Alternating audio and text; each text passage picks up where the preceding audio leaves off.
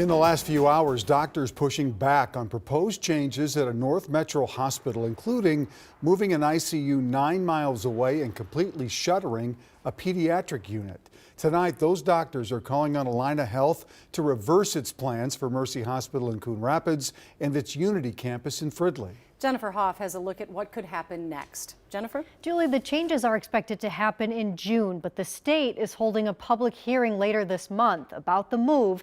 Allina says is in part due to fewer patients, and one doctor say will force those patients to hospitals further away and those hospitals that are already full. Mercy Hospital has long served the North Metro, both at its campuses in Fridley and Coon Rapids, where the healthcare workers speaking out today all work, including longtime pediatrician Dr. Kara Larson. They are experts in their field, and that expertise is what our kids and our communities deserve. She says inpatient pediatric care here started nearly 20 years ago, in part after a child died, a service that will close, part of Allina Health's larger plan to change services at both locations.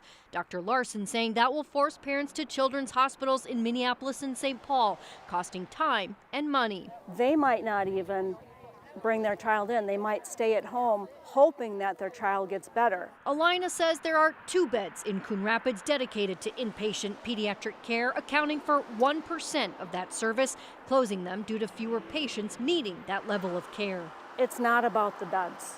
It's about being able to have kids from our communities being taken care of in a hospital in their community. The plan would also move the intensive care unit and surgery services from Fridley to Coon Rapids. Allina also citing too few patients and costly renovations.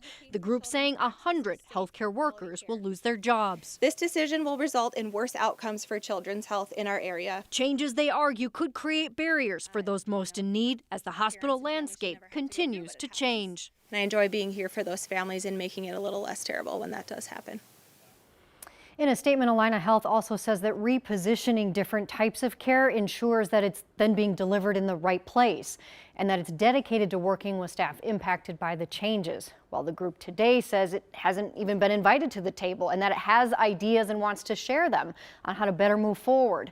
The public hearing, by the way, on this plan, which is legally required, is set for March 26th.